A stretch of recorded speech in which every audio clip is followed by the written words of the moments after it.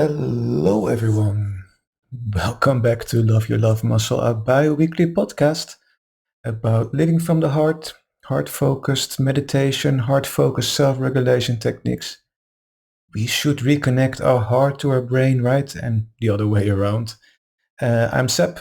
I'm your host for today. I'm the founder of the Transformational Meditation Group, a group for people that want to transform their lives by using meditation and self-regulation techniques, and of course, people that want to transform the lives of others as well, which you do automatically when you do heart-focused living. Last week, I was on a podcast by Jody Albert Moss from Canada. I've had a podcast with him before, and then he was on my podcast. And now I was on his podcast. It was great fun. It's a great guy. And he interviewed me about my work, the Transformational Meditation Group, and we had special focus on living from the heart. What is it when we reconnect our heart to our brain?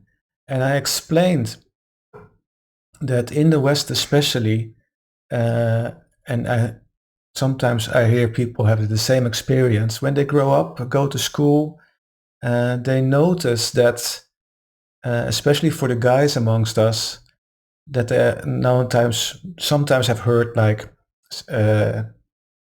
sentences like "big boys don't cry," right? And you have to be strong. And our whole society is going in a direction, or went into a direction. It's not going in that direction so much anymore, but it's still a thing. Our whole society is very up in our head.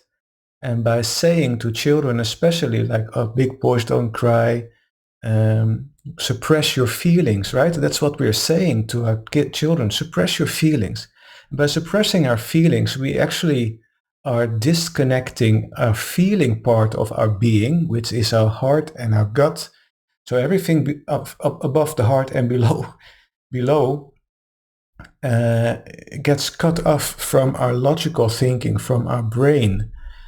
And what is connecting our heart to our brain? Well, that's our nervous system, especially the vagus nerve. So, in a sense, by living in our heads, being there, focusing on everything that we, in logic and analysis, and leaving our feelings behind, we're actually we're cutting our vagus nerve, especially, which is one of the 12 major cranial nerves coming from the brain, straight to connecting us straight to our organs. We actually cut that off. So it's not only the heart we cut from the brain, but also our other organs. And it isn't strange that when that happens, then we're only living in the head, that we lose contact with our body and especially our feelings and emotions. And things get dysregulated. In countries where I'm living, for example, in Norway, there's an increase of people having psychological problems. Mental health is a big issue in countries where apparently it's very nice to live. People seem to be happy, but it's only based on the amount of money that is going around and how the government deals with money and divides money amongst the people. But mental health is still a problem. If you really look at how a country is doing and on the happiness index, we shouldn't look at what the FN or the UN has as a happiness index. We should look at other organizations that have a happiness index based on really feeling, not on the money that is being spent, but on how they feel. And there we see that countries where people are the happiest are the countries that don't have much money, but where there is a connection between people still.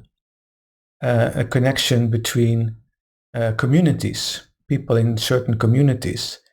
And they don't need much money, but as long as they have each other and help each other, people are happy.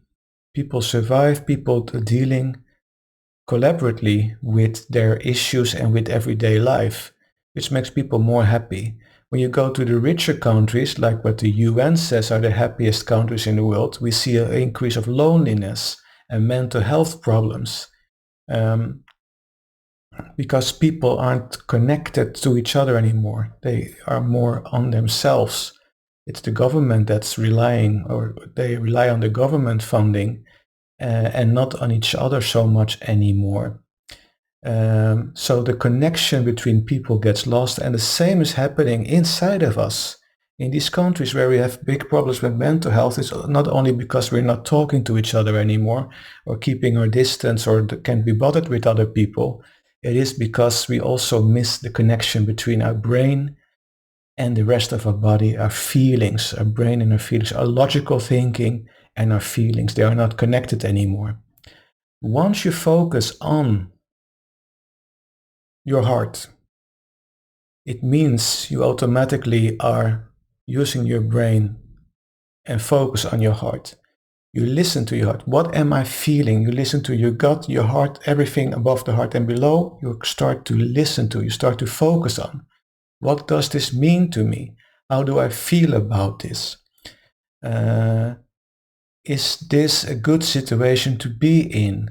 And you also learn to solve issues that way. You become more resilient, which means you can cope better with not having the connection with other people maybe, or you can cope better in social situations because you let your feelings speak. You become whole again by reconnecting your heart to your brain.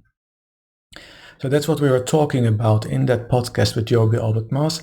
I will put the link below. I want you to watch it. And of course also watch and listen to his other podcast as well.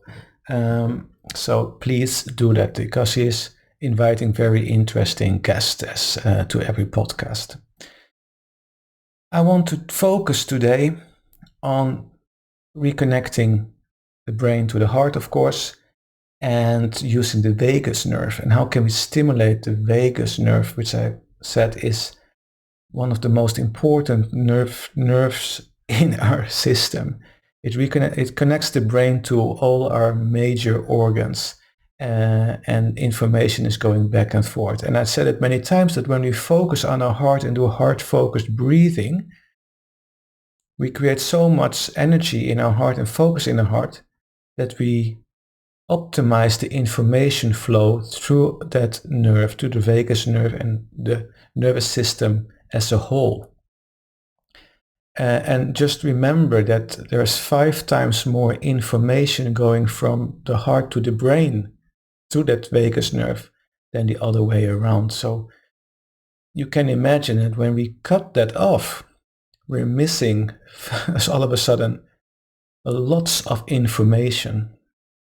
And it doesn't feel strange then that we feel lonely, even lonely with ourselves. And that, I have to say, was one thing I noticed when I reconnected my heart to my brain, is I was very comfortable being alone.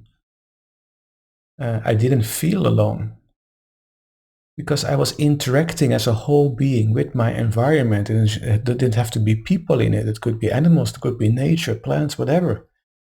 So the whole community becomes larger, not only people, but everything that lives around you. Everything that happens around you, you become more connected with it. You can deal better with it as well. So a couple of weeks ago for work, I did an exercise with some people, which was stimulating the vagus nerve by breathing in through the nose and out through the nose. But when you breathe out, you hum. So we can do that together very shortly. Just try it in, try it out together with me. Just sit straight, relax your shoulders, and breathe in through your nose very deeply, just slowly and good. And then you pause a little bit, and then you breathe out through your nose, but you hum at the same time.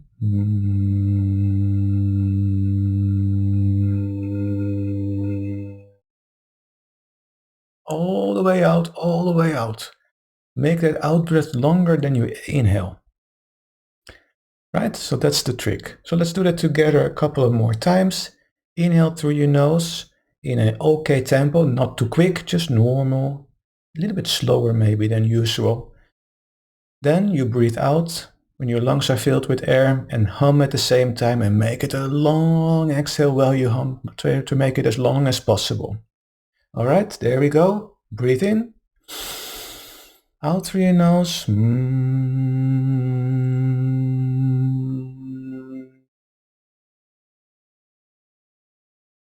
Just go on yourself and continue doing this. After your out breath, just breathe in again through your nose, out through your nose and humming. And the humming stimulates the vagus nerve as well. So there are two things stimulating the vagus nerve in this exercise. It's the long exhale and it's the sound of the vibrations, the sound and the vibrations of the humming. All right? So I can try to catch up with you. Inhale through your nose. Out.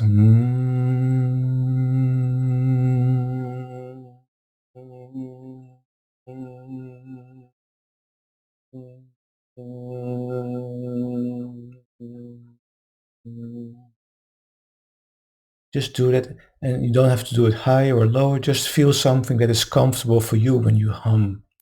Feel the vibration, right? And if you're thinking like, oh, this is a lot like what people say about meditators, right? They sit in a lotus position with their hands like this, and they're like, om, om. It's the same. It's that sound, that vibration that works for them. All right. You can do that a couple of times. So that's how that works.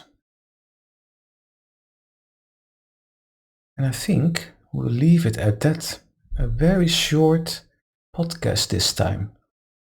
I know people are busy, and podcasts at half an hour or more, people don't listen to that anymore. We're living in a fast-paced world. We want quick results and quick tips and tricks, right? So please continue yourself if you want to do that. Thank you for joining today. I hope you enjoyed this short session. Please click on the link below in the podcast subscription or podcast description, where you go to the podcast of Jodie Albert Moss and see my interview there. It was a lot of fun. So take care, everyone. Have a wonderful rest of your day and evening. Be safe and namaste.